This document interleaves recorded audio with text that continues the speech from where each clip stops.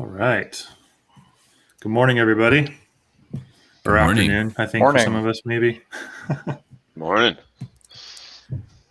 Cool. Welcome to episode number 12 of our little show here. Today we have a special little guest joining us, our good friend Mark. Mark, why don't you just do a quick introduction about yourself and a little bit about your background? Yeah, sure.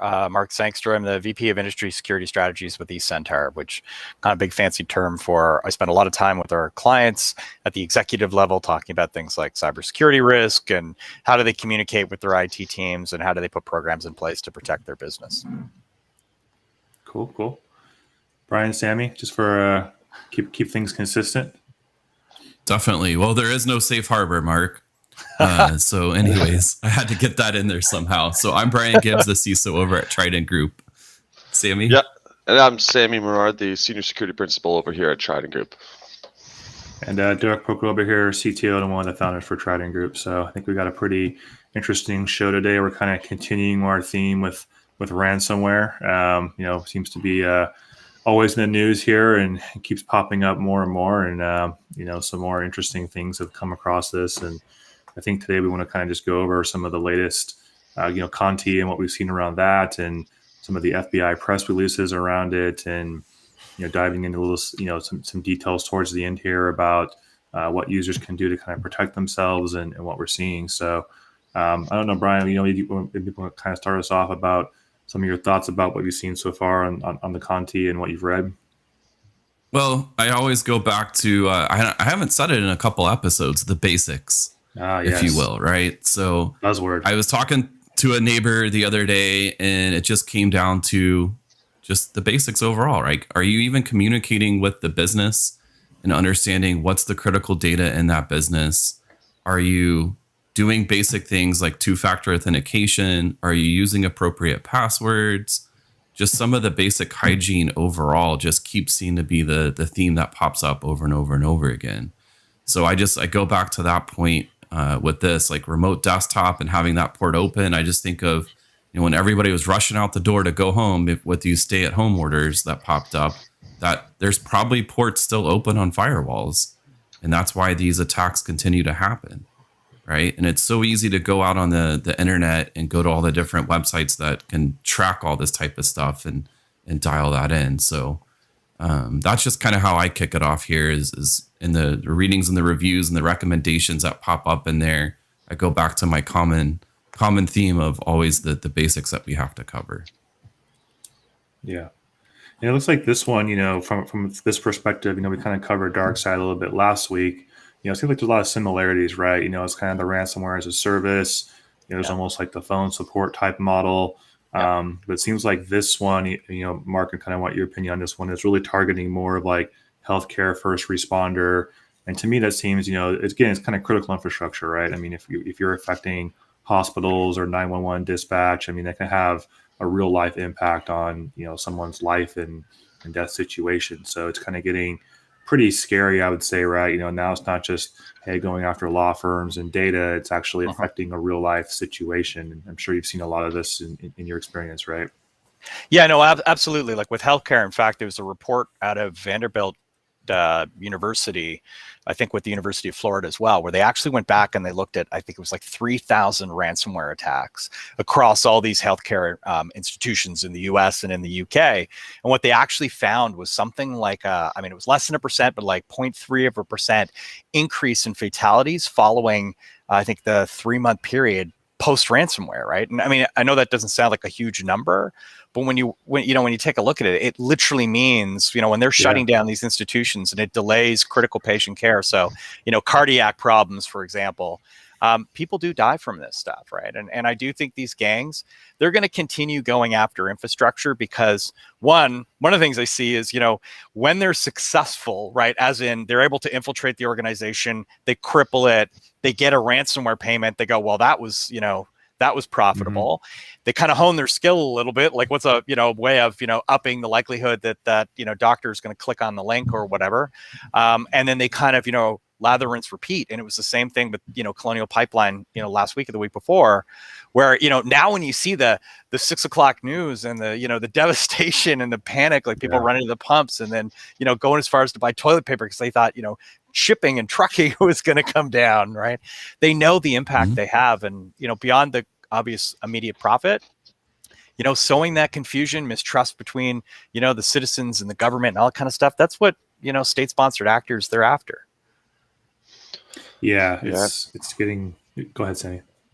No, I was about to say you're absolutely right, and I think a lot of that has to do with the ease at which groups can now target a lot of these organizations. It used to be, like you mentioned, state-sponsored actors or highly skilled actors were the ones that were kind of performing these attacks. Nowadays, with the ransomware as a service model that we're kind of starting to see more and more, it's proving to be lucrative for every level of criminal. So because of the nature and the success that other groups have been having, developers are now selling or leasing their malware on dark net forums. So that way, low-level attackers can actually use this infrastructure to distribute malware to their specific targets. So the ease and the barrier to entry to get into this space has become a lot lower, which probably coincides with the increased occurrences that we've been seeing. Yeah, and even brand too, right? Like gang affiliation with Soden as an example, right? Where, they want to use their name in the ransom message because, people know, or when they contact law enforcement or the insurers or whoever, they go, yeah, okay, these guys are legit, right? And if you can't recover, payment might be an option.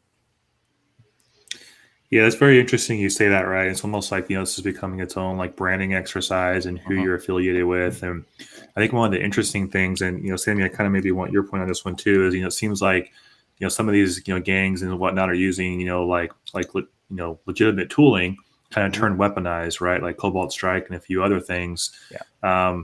So maybe from like your perspective, some of our viewers that may not know what that is, like what do you kind of see from a Cobalt Strike perspective and the tooling and like what can it do and things like that? Yeah, no, definitely. Well, so with the way that this is getting deployed, they're basically weaponizing Word documents and other Office documents to embed PowerShell scripts that call back or trigger these the staging process for Cobalt Strike. This will then beacon back to attacker-controlled infrastructure. And then from there, they're able to deploy various tools that are native to Windows environments, such as Windows system internals, which basically contains a suite of administrative tools, such as PS exec that you can use for various things like analyzing processes, remoting it to different machines. And what this does is it creates basically a layer of stealth to where you're actually living off the land. You're using tools that are native to the Windows environment, and therefore detection from a SOC perspective becomes much more challenging. And therefore they can, with these native tools, they can move laterally throughout the network. They can escalate privileges and even exfiltrate data in a way that's relatively undetected. So as from a SOC perspective, looking at sysinternals or instances where this was installed and executed outside of traditional operating procedures is something that you would want to start look at to be able to detect these stealth lateral movements and privilege escalations. Yeah, you're totally right. Yeah. Right at the naked eye, or to the naked eye, it's really hard to distinguish between legit and that kind of activity that you're describing. We use ML for part of that, and I mean it doesn't do the entire investigation, but it's kind of good at going. If I see A, go check for B, C, D, and E, and if I see something like that, then flip that, flip an alert, and then our SOC, SOC analysts have to dig in because that's the number one thing we see, which is back to your good hygiene, right? Of passwords, multi-factor authentication, disabling administrative privileges where you can, and so on.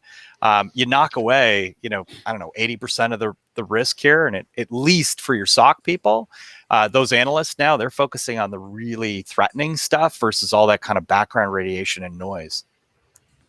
Yep, and I think that junior people, they're going to give up. Right. If you make it that difficult to get that far in, they're going to move on to the next target because they don't have the time to go and do that. Right. But if somebody's really targeting you, sure, they're going to find a way in.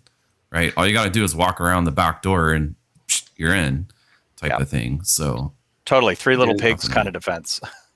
Yeah, exactly. It's that Exactly. mentality of like, hey, like if my neighbor locks his doors and I don't, and someone's just checking the doors and the mine's open, Yeah. shame on me, right? But if you kind of do your whole, like we always say, layered defense in depth, all these multiple issues and devices on the network and looking at different things, like this is kind of now why you see like you can't just have one silver bullet or one tool. It just doesn't exist, right? There's so many different things at play. So I think true. another big one that people often they kind of skip because it's hard, but it's also very important, I think, is like network segmentation, right? I mean, Hmm. I can't tell you how many times we go into a client and it's like every VLAN, I can talk to every VLAN, and it's like, this is crazy, like that alone Yeah. can slow a lot of the spread and things like that. So it's nuts. Yeah, and you see that in hospitals, right? Because if it's not segmented, so you have like patient wearable devices like the healthcare IoT, right in with everything else, and the guest network and all. It's ridiculous, right? All that stuff's got to be separated or segmented out, like you said, in air gap. But otherwise, it's just so easy to island hop at that point. Right. Right. And then not to mention on the topic of controls, I feel it's often understated. It's one thing to perform regular backups and to have those backups, but another thing to actually test those in a disaster situation and to implement a recovery plan that is successful. Often, I don't know what's worse, getting hit by ransomware or getting hit by ransomware, having backups, and then having those backups fail in the recovery process, right? So make Yeah. sure to actually test those backups, and that way when the situation occurs, there's no risk of downtime. Yeah, That's it's not all the time about to be recovery. that's not the time to be blowing off your old tape backups and dusting them off and hoping they still work, right? Right. So, Yeah. Right. Yeah, and then depending on what you're backing up too, right? Like, I mean, you've got to have, you know, um, you know, a different level of resiliency, like a hospital, right? Like you say, you're not going and pulling tapes and it's 24 hours to recover here. Like you want a failover system where it's it's mirrored and you're off to the you're back up and running. Or we've seen this with other companies, large manufacturers, or who was it last year, TravelX, right at the beginning of the year, getting shut down for what, over a month, I think it was, and their websites and portals were down. Yeah. I mean, it's also a little bit scary. I think what you're saying is, like, in my opinion, I think we're going to see more of these. Going after critical infrastructure. I think pipeline was just the beginning. There's so many different IoT things out there right now, and there's power grids and the water systems, and we've already seen some interesting attacks on that from a chemical perspective and trying to mix things up. And again, it's having now this like real life consequence. And I think, because a lot of this is in like mainstream media news, it's really raising awareness, which is probably good overall. And it's going to lead to hopefully, whatever that might lead to, but at least more visibility and light and people taking this stuff much more serious, which I think is a bigger aspect of everything.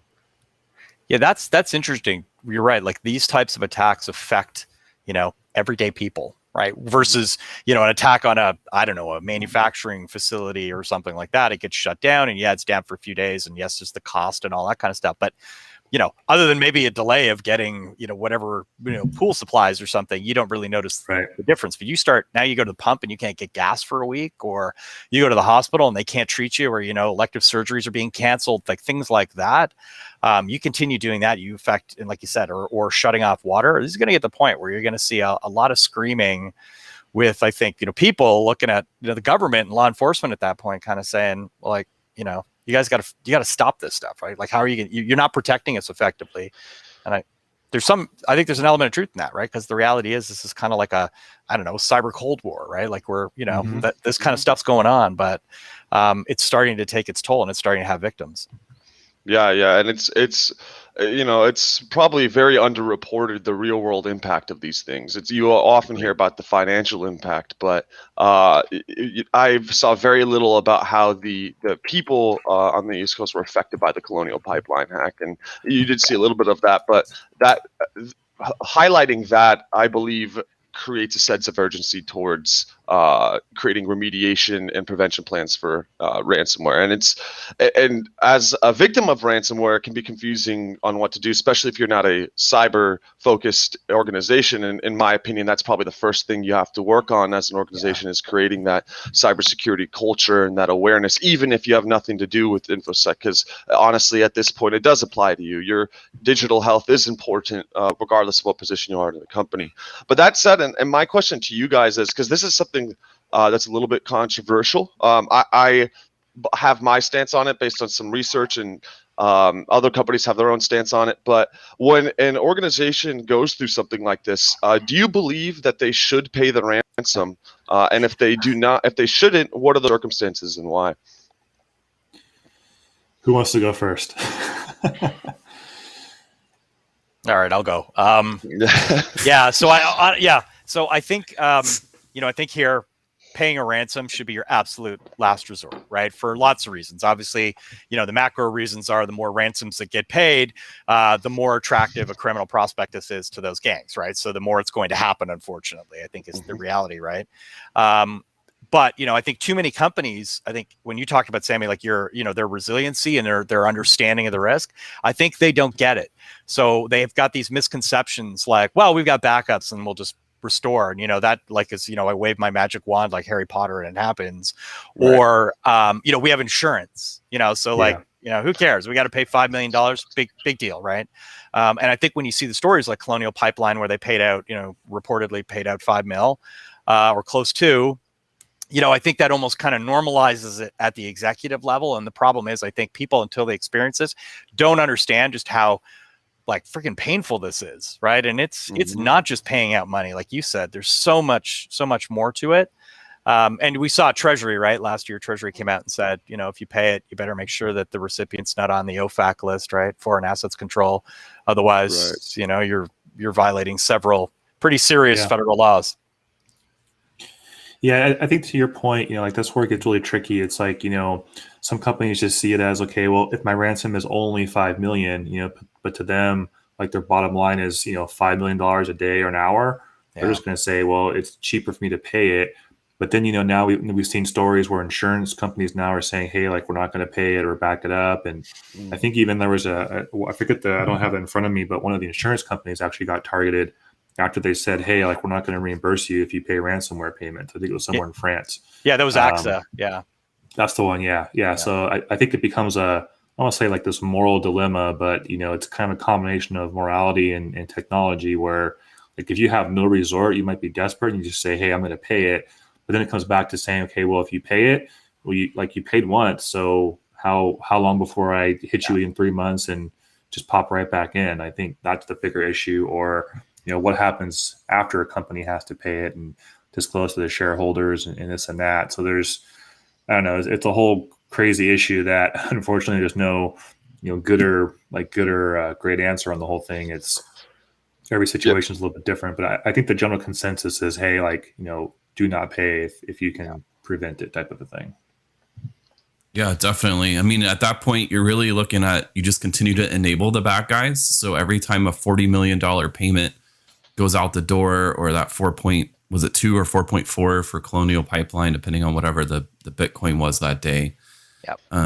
It just, like if you think about Colonial, all that run up on all the fuel that happened, they paid for it instantly. It was a business decision to pay for the ransom, right? All that additional fuel that got through their pipelines on the backside to replenish everything on that run up that occurred, it just came down to that.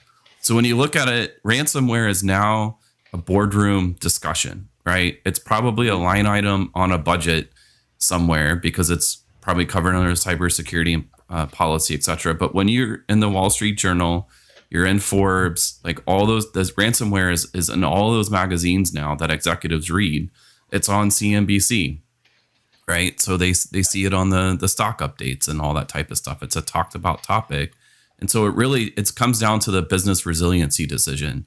So they may decide, well, if it's a $5 million ransom, it may not be worth it for me to invest all of this stuff into all the protections. And so they're actively making that type of decision, right? Business leaders, that's what they do all day long. They're good at making risk decisions. They know there's competition in the market. They know that there might be supply chain shortages. They manage and deal with that all day long. And cybersecurity is really just another one of those pillars, if you will. So as much as I always want to say, no, don't pay the ransom, it should be one of the last options, as Mark said. You go down the list and you try all these other things. I mean, if it's a weak gang that's out there, the decryption key may be out there, right? There's several of these recently, they weren't rotating their keys.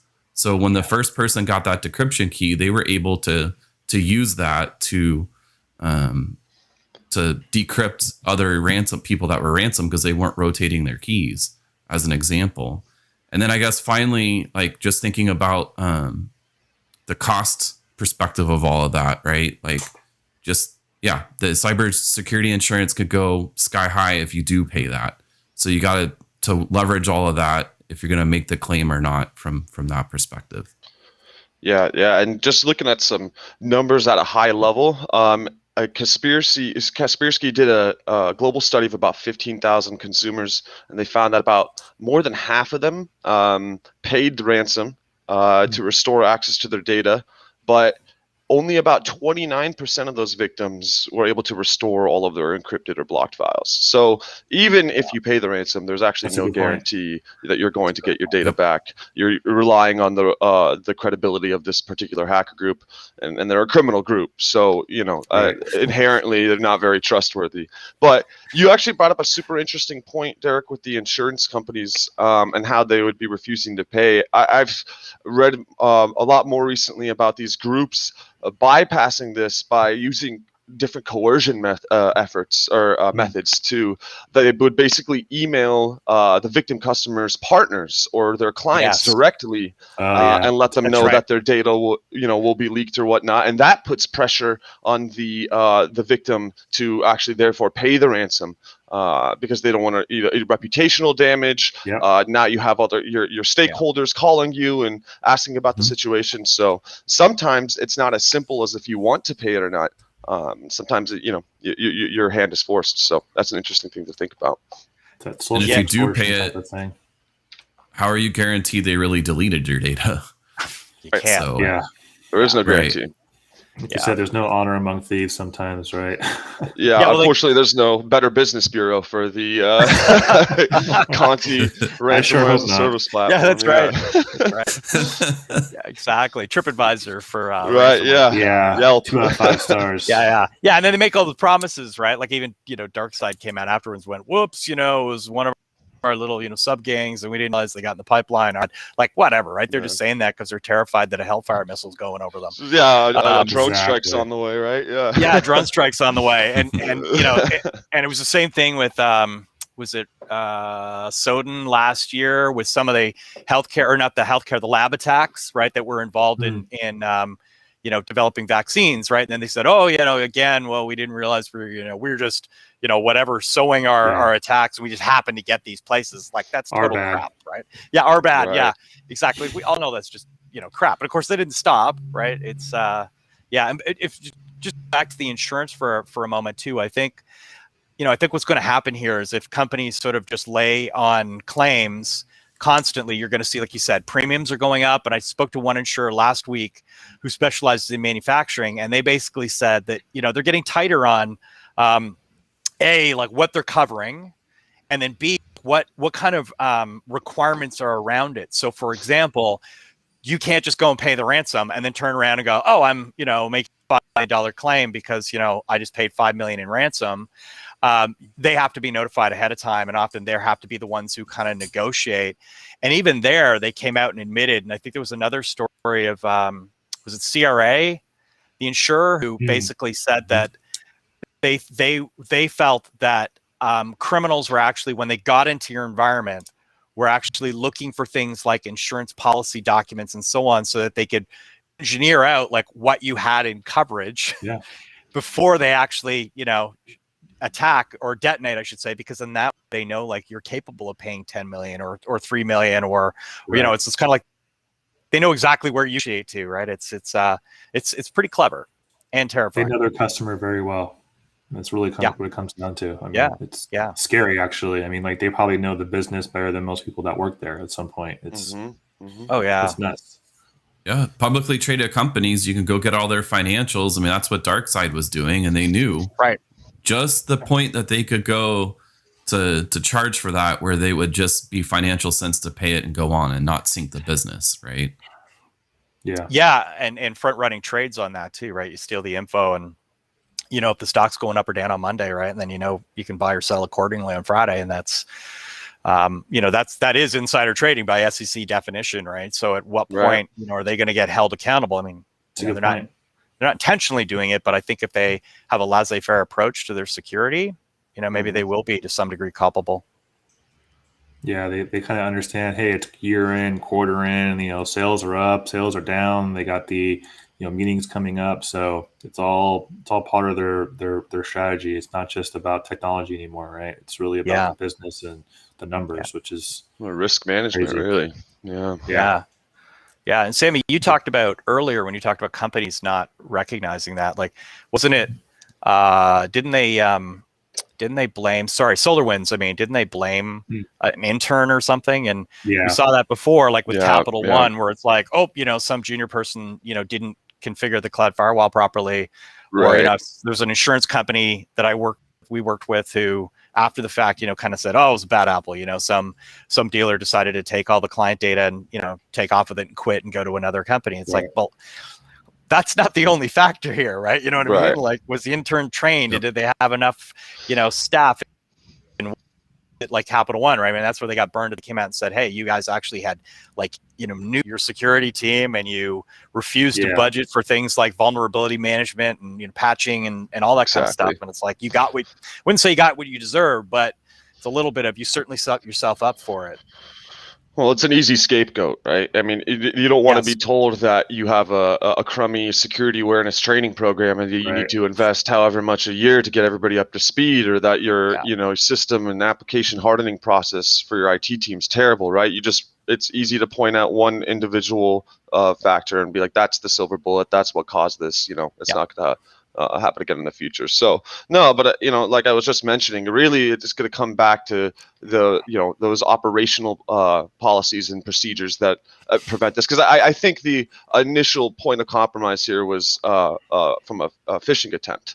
Unconfirmed or confirmed, I'm unsure at this point in time, but regardless, it just it stands to confirm that the real issue here is a lack of security culture, security awareness amongst the culture and amongst the employees, and then of course the mixture of technical controls that we've kind of gone through and talked about. But you're absolutely right there, Mark.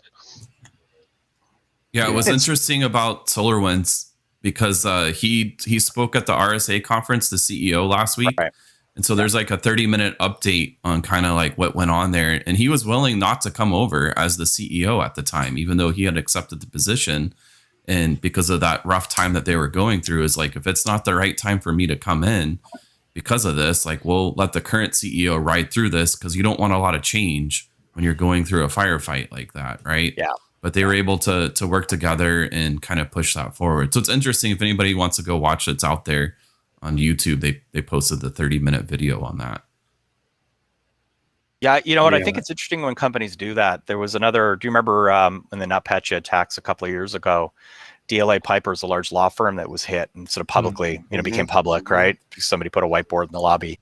But they did a great job, I'd say. They kind of did a tour at all the big like legal tech type of shows for a while. And they were very open about, okay, here's everything that happened. Here's everything we had in place. Almost like an FTC OCR kind of investigation, you know what I mean? Where they look at everything and they come back with a corrective action plan as a settlement. And they were, I encourage that, and I actually applaud them for the fact that they're willing to do that. And the same thing with SolarWinds, because that's the, it's the only way we're going to learn, right?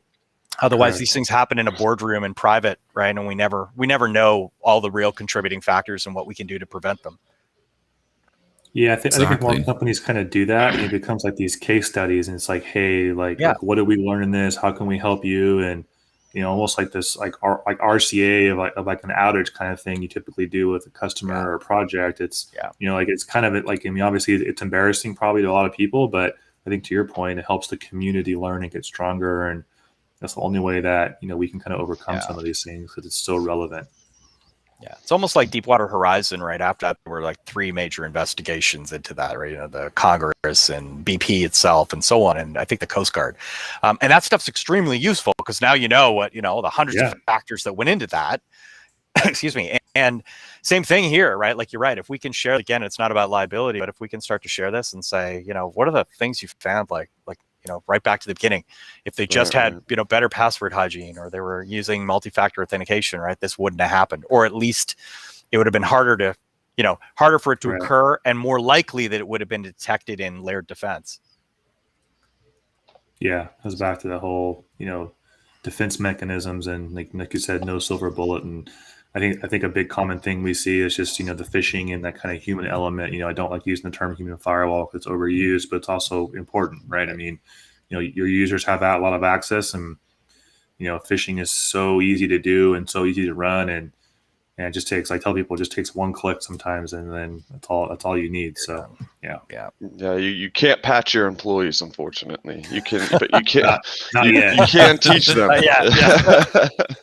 You never know. I don't know. We're going to get there someday, but yeah, that's true. I haven't seen any human updates yet, so it's fun. Yeah. A lot of times too, that weakest link is actually the senior people, right? Because it's the executive, particularly solar practitioner kind of businesses, because they want full access to everything. They have like wide open administrative rights, and they don't need them, right? And they just understand that they're just such a sweet target because their head's way up over the trench. Mm-hmm. Yeah, and they're often usually like multitasking, doing 100 things at once, access to like say payroll or invoicing or expecting a PO. And he said, it just takes one little bit of confusion and then just boom, so. Yeah. Yeah, and that's why the timing of when they launch these things, right? They will play this human psychology. It'll be Friday in the morning, or it'll be after some reported compromise, or they'll play into it. They have access to internal comms. They'll make it so they can catch you at a vulnerable point. And so that's a big part of it, is being prepared. It just always, because like for me, I probably have the opposite problem, right? Like I don't check. I scrutinize too much of my emails to where I miss things often. And maybe that's the better mentality to have, because one day, if it only takes one, like you said, Derek, one click. I often come into companies and they're like, when I run these engagements, they're like, oh, but only 8% of our employees clicked on it. But I'm like, yeah, but of that 8%, 6% of them submitted creds, and one of them had this level of permissions. That's all we need. Is a needle. We didn't need to get your entire organization. It's about casting a big net, catching one individual with the correct permissions, and we go from there. So yeah. Yep. So Mark, I want to ask you a question. Like, do you think a lot of these like kind of ransomware gangs, it's like really just a few of them? They're all kind of just, hey, every few years we're shutting down, changing names, kind of reorganizing, that type of thing. Yeah, I think they're evolving like companies do, right? They're the same as Fortune 500, M&A kind of work, right? And you will see this over time. And I mean, there's been lots of talk about kind of offensive actions from governments, and I think if that kind of thing starts happening, you might see more of it. But I think probably since day one on planet Earth, there's been some form of crime, and it's not going away. And this is a heck of a lot easier than any other form, like drug trade or something, where you can be arrested on a corner and the police know what you look like, and they have informants and all that kind of stuff. Like, yes, I know all that's going on in the cyber realm as well, but you're doing it with impunity from another country, or you're sitting inside a border that frankly wants you to do this, right? You're paying your own way, you're effectively funding the operations. And then, at the same time, you're sowing whatever ideological advantage or gain that country wants. So yeah, I think we will see them change and evolve over time. And it is, I think, extremely concerning that we see, like you were talking about, ransomware as a service, right? The fact that they're getting into that, they're using their brands, they've got experts in various pieces, whether it's initial access or, establishing persistence and exfiltrating data and knowing how to sell it or fence it. That just means, their economic engine is just gaining speed, right?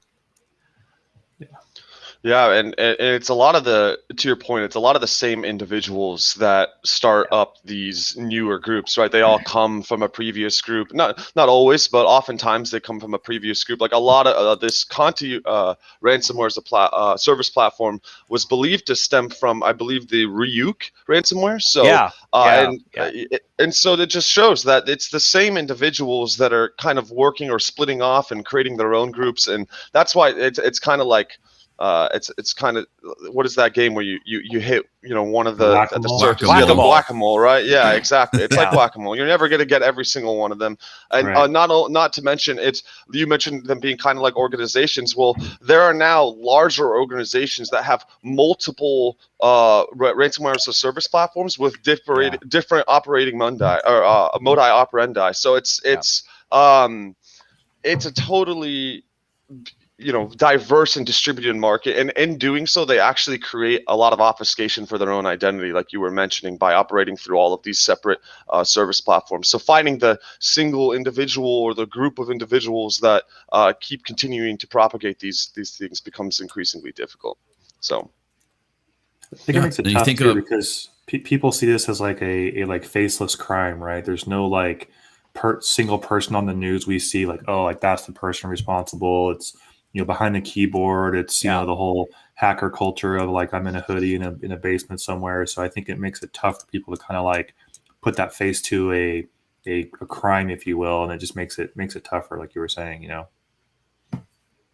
Yeah, if you think about back to peer-to-peer sharing, where everything was distributed and you couldn't just take down one thing to take down that whole peer-to-peer network. Well, that's their source code, right? They don't just have it on one laptop or one server or one cloud, right? It's distributed across. So you can't just shut down one thing and expect it not to work. And they're stealing each other's source code too, right? Because they're the bad guys. They don't care. Right. That's a good point. I think we're getting close on time, so maybe we want to just kind of summarize with some. I think we kind of touched on a few things like recommendations, mitigations. I guess a couple for me that come to mind, I've said before, I think is critical is like, backups, right? Not just the backups, but testing the backups, making sure they work, being able to kind of have offsite, cloud backups. I think a lot of these organizations are kind of targeting the backups first, saying, hey, they're turning them off or disabling them or crippling them, so that you can't just go there first. So, definitely watch your backups and make sure that the logs aren't getting encrypted and whatnot. So I think for me, that's a pretty big one. So I don't know, Brian, Sammy, Mark, what are some ones that you would recommend people look at? Well, for me, it's to have a plan in advance, right? So CISA has a ransomware guide that you can go to. They have links off to NIST, right? So there's a computer security incident handling document, which is the NIST SP 800-61R2 that you can go look at and just have a plan in place, right? Because it's just like anything else. If you have the plan in place, then you can just execute it. That's where mistakes happen, is people that don't have the plan and they don't know where to go and what to do. And then they make a ton of mistakes, where if you have that plan, you just work the plan. And it takes a lot of that stress off of you at the end of the day when you're under that incident. Yeah, I'll take the lead from the session that I ran last week at RSA. Is one, involve law enforcement, and I'm not talking about when the event occurs, but beforehand in planning. Right, bring them in, Secret Service, FBI, pick your flavor or acronym. They're happy to come in. They'll talk you through what they've seen. They'll talk about how they can deal with things like attribution. They may have the keys, as you said, right, because they're not. They haven't refreshed them. That's pretty common. And speak to your, if you have insurance. I'd be talking to your insurer, right? Because also, even if you don't have something specific to ransomware, and you're sort of laboring under the idea that, well, maybe my business continuity or my business disruption insurance, I should say, will cover it. Ask them those questions and make sure the execs are involved so that they understand that a large proportion of the response to this type of event has nothing to do with IT and security, right? It is all about like, can we pay? Should we pay? Are we insured? What are our liabilities? All those kind of things, because that's when they become super interested and they suddenly realize that there's a massive financial and business impact, and it's not simply a, this like you said, victimless kind of crime. Yep, and that's exactly right. And then from from a kind of a blue team incident IOC technical perspective, I would say, of course, make sure that you're looking for those IOCs, those indicator of compromise, specifically for this variant of ransomware. So I know in this case they might be using port 853 for persistence. They might be calling out to using beacons that call out to domestic and international VPSs over common ports like 80, 443. 8080. They might be using cloud-based data storage providers like Mega NZ and pCloud. Basically, you just want to go and look for these indicators, particularly things like sysinternals, where that was not installed by the organization. That's a big IOC, but overall, again, I said it before in the call that it's critical that we implement a culture around security that goes beyond just checking the box for compliance, and we actually take into account the various controls that each layer, so that we can prevent this from attacking, whether it be the human layer, the network layer, the application layer, and then of course doing this in a continuous life cycle, not doing this once, continually testing your backups, making sure this is a ongoing process, right? Not a silver bullet solution. There is no single vendor or software out there that you're going to be able to install or apply to take care of this. The best automated tools are manually driven, right? So that's my 2 cents on that. Well, actually, like there is one silver bullet. You just turn off all your servers and computers and don't use the network. So air gap everything. Use but carrier then there's pigeons. No functionality. Let's go back like 40 years and pen and paper. Carrier pigeons. They can probably be hacked right now. So I don't even know if I would go that route. So yeah, right. Yeah. Well, cool. Well, thanks everybody for joining. I do want to close out for our viewers. Make sure you pick up Mark's book, No Safe Harbor. Thank you. Really, really good read. Mark's been a really good, friend of ours for a while here, and Mark, we love having you on. So thank you, Mark, for joining our show. It's a pleasure. Thank you. Hit those subscribe buttons wherever they might be on the various platforms. So if you enjoyed the show, thank you everybody, and we'll see you in a couple weeks. Thank you guys. All right, take care. See you next time.